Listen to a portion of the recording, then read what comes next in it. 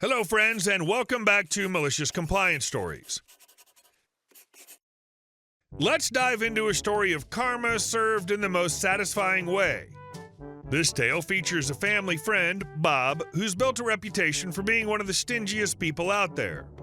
From skimping on bringing decent wine to parties to mooching off friends and family for meals and lodging, Bob never failed to make everyone else foot the bill while he avoided paying a dime more than necessary.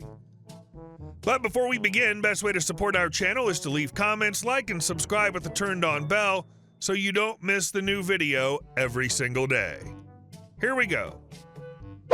A stingy person's life eventually brings him tasty karma. I'm a late 30s female Australian. This story pertains to a family friend called Bob. My father and Bob went to university together and subsequently played football and cricket together. They both married around the same time, and his daughters are both within 2 years of myself. So Bob, his wife, and 2 kids have been a part of our family life since childhood. Despite moving interstate back in the late 90s, we always had a close family-friend relationship, which included family holidays together and frequent visits to each other's houses when I was growing up, no matter where we lived. Examples of Bob's behavior.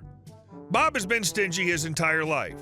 He'll bring the worst bottle of wine to the party, drink all your good wine, and then have the audacity to take his crap wine back home. Other times he's turned up to my parents' house to stay for the weekend, 7 or 8 hour drive between towns for a footy match with the whole family, and eat and drink them out of home. He would of course host my parents and their own just as much. However, every time they, or we when I was younger, Bob would insist on going out for dinner, then to only forensically go over the bill. Nothing wrong with all this. In fact, this sounds fair, except for the fact that when he arrives at my parents' house after a day where both my parents worked all day, he would ask loudly on arrival, "What delicious food have you made for us tonight?" When my mom said, "No, I'm tired, this time we can just go out or get some takeaway," and he had a mini tantrum. There was never a time that he was told to expect a hot meal, so no idea where that entitlement came from. My mother isn't even a very good cook. Bob's karma, the prelude. So Bob and his wife went on a trip to Bali with another couple. The male in this third couple is a mutual friend of Dad and Bob from uni and sport also. Bob decides that the accommodation that everyone else had was too expensive, so he booked the cheapest dive, joking that he doesn't need to pay for a decent hotel as he can get in with the other 2 couples' keys. They didn't let that happen after the second day when he was racking up all of his drinks to their respective rooms.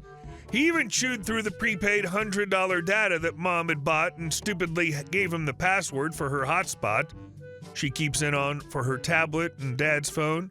Bob said it was an emergency. He used it all in one night and claimed he had no idea how. He had IT in his gov background, as was not at all an idiot to data use. Anyway, rinse and repeat the next day with the other couple, so he'd been cut off from the others for any more freeloading. They won't let him sneak into the resort anymore, so the next day he needs a new activity to fill the day. Bob's karma, the sweet, sweet revenge. Bob is unable to join the others drinking and getting hotel massages the next day after the morning activities he participated in, the ones he thought were value for money anyway. He decided to go to a rub and tug. If you don't know what that means, Google it. In Australia, we also like to call it happy endings. In true tightwad fashion, Bob took to the operator with the cheapest rates, maybe $2 Australian. Whilst he's there, they take his wallet and proceed to rack up a $23,000 Australian dollar credit card bill. He has no idea and goes back as he was too stingy to even put international roaming for phone calls, let alone data. The group go to dinner and his card is declined. They all laugh and think it's just him being him, trying to use an old card because his isn't and has never been poor. They tell him his card has been declined multiple times and hand over the restaurant phone for him to call the bank. He's informed of the jet skis, scooters, and other gear that was purchased and that his $20K credit limit was exceeded by $3K. Anyway, he goes back and uses the restaurant Wi-Fi and transfers some cash quietly so there weren't any alarms raised. Bob was rather quiet and they thought he was sulking about being excluded from the hotel.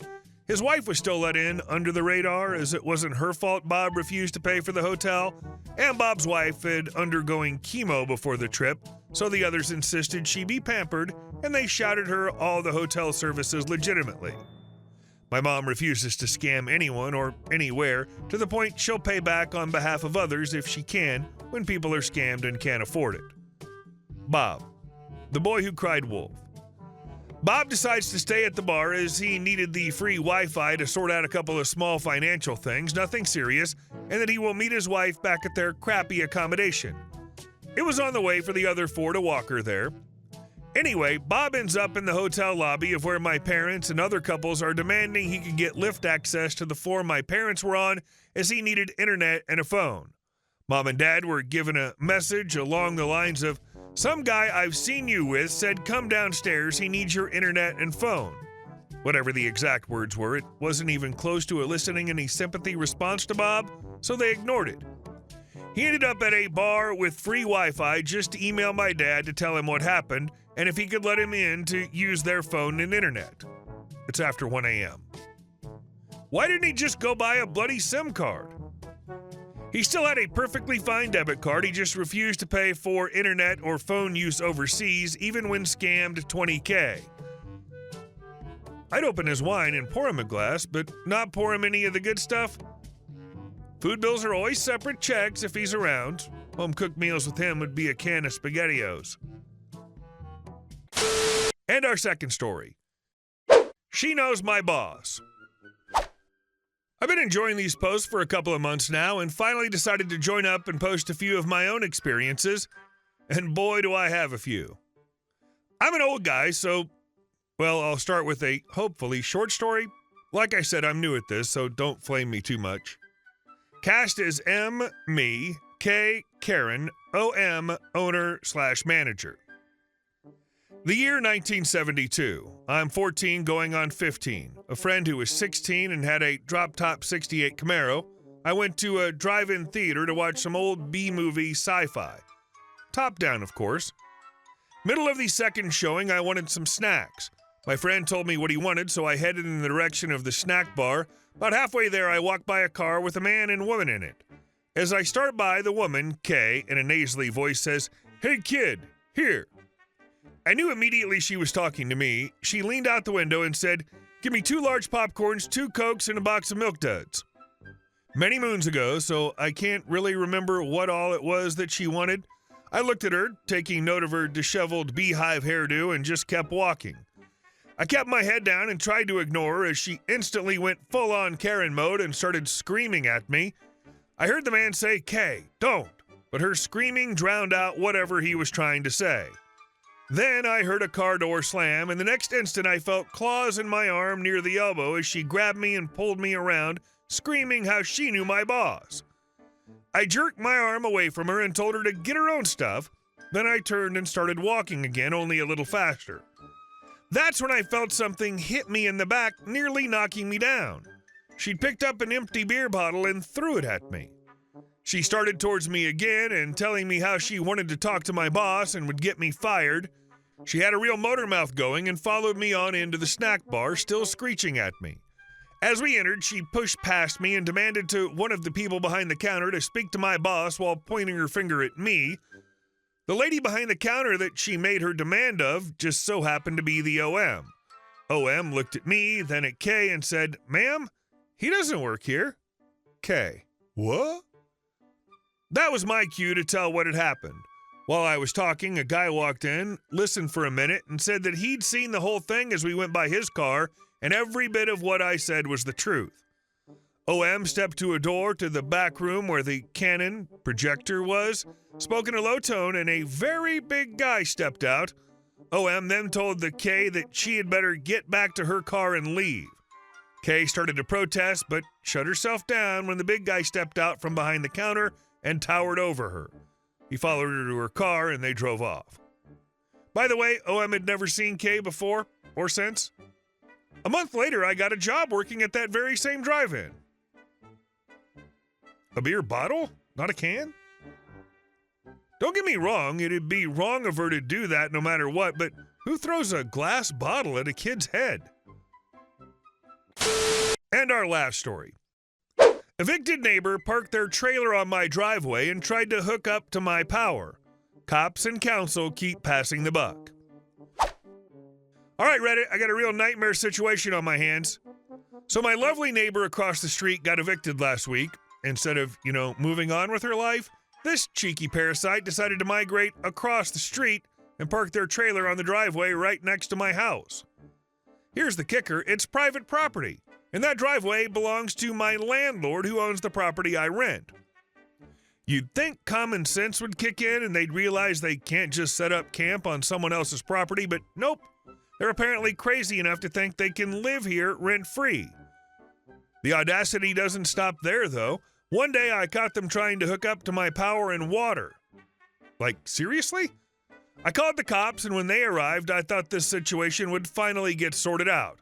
But no, they kept saying it was a council issue and that the neighbor wasn't doing anything illegal. Yet, WTF. Since I'm just a renter, the police told me that my landlord had to be the one to notify them of trespassing. So I get in touch with my landlord, and luckily he's been on top of things. He notified the police that they're trespassing. You'd think that'd be the end of it, but now the council says it's a police issue since the trailer's on private property, and the cops, they keep passing it back to the council. I'm stuck in this endless loop of it's not our problem, while my evicted neighbor sits happily in their trailer on the driveway like they own the place. Update. After a week of running in circles between the police and the council, I finally got fed up and reached out to my landlord again, explaining the runaround we were getting. He wasn't having it either and decided to get a lawyer involved. That lit a fire under things. The lawyer drafted a formal letter citing the trespassing laws and making it clear that my neighbor was illegally occupying private property. My landlord sent it to both the police and the council, leaving no room for excuses. Finally, the police came out again, and this time they were ready to take action. They told the neighbor they had 24 hours to move their trailer or to be towed at their expense. The neighbor tried to argue that they had nowhere else to go, but the police weren't having it. By the next morning, the trailer was gone. They packed up and disappeared. Hey guys, thank you all for watching the video. I'll see you in the next one.